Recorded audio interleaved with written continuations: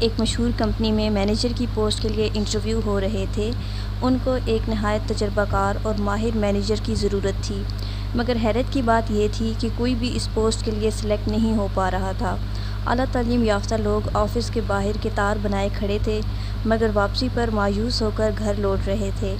Reject ہونے کی ایک اور وجہ یہ بھی تھی کہ انٹرویو لینے والے پینل میں کمپنی کا مالک بھی بیٹھا تھا، جو امیدوار سے ایک ایسا سوال پوچھ رہا تھا جس کا جواب اسے مکمل طور پر مطمئن نہیں کر رہا تھا۔ ناکام ہونے والے امیدوار اسے دل ہی دل میں گالیاں دے کر روانہ ہو رہے تھے۔ کمپنی کے مالک کا سوال یہ تھا کہ ایک اچھے مینیجر کی کیا خوبی ہوتی ہے؟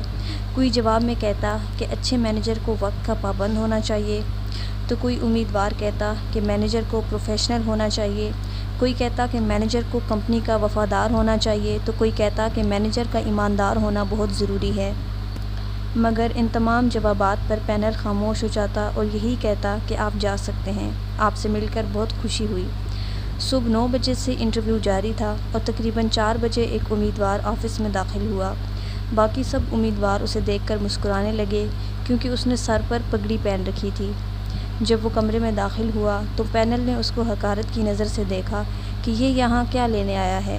پینل کے باقی ممبران نے اس سے سوال پوچھے تو اس نے تسلی بخش جواب دیے اور آخر میں کمپنی کے مالک نے پوچھا کہ ایک اچھے مینیجر کی کیا خوبی ہوتی ہے؟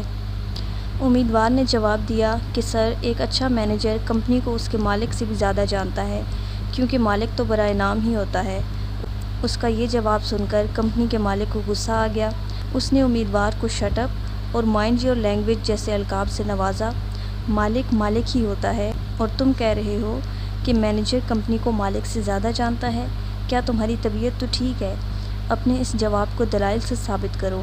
امیدوار نے مسکراتے ہوئے جواب دیا کہ سر، میں نے اپنے گھر کے ماحول سے ہی سیکھا ہے اور اس نتیجے پر پہنچا کہ مینیجر کمپنی کو مالک سے زیادہ جانتا ہے۔ میرے والد ہمارے گھر کا سربراہ ہیں، یعنی مالک ہیں۔ کوئی اس کی اجازت کے بغیر کوئی نیا کام نہیں کرتا۔ پورے گھر کی کفالت کی ذمہ داری میرے باپ کی ہی تھی، مگر گھر کو چلانا کس مینیجر کی ذمہ داری تھی؟ کس کے کپڑے کہاں ٹنگے ہیں، کس کے جوتے کہاں پڑے ہیں، کس کی کتابیں کہاں دھری ہیں، کس بچے کے کھلونے کہاں پڑے ہیں؟ کپڑے اگر گندے ہو چکے ہیں تو کون دھوئے گا اور پھر استری کون کرے گا؟ گھر پر کی صفائی کون کرے گا؟ پھٹے پرانے کپڑوں کو پیبند کون لگائے گا؟ اگر مہمان آ گئے ہیں تو ان کا کھانا کون بنائے گا؟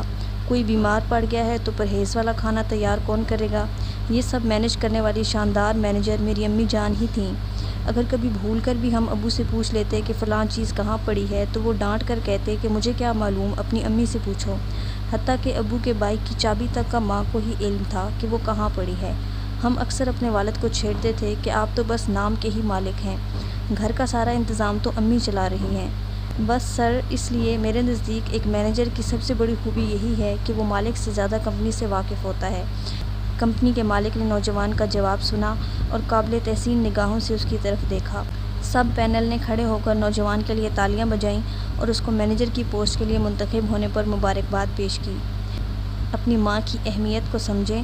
ماں ہی وہ واحد مینیجر ہے جو بغیر تنخواہ، بغیر کسی معاوضے کے 24 میں سے 20 گھنٹے کام کرتی ہے اور گھر کو سنبھالتی ہے، کبھی ماں کی شکل میں، کبھی بیوی کی شکل میں، تو کبھی ایک بیٹی کی صورت میں، ہر وقت خدمت کے لیے تیار ہے۔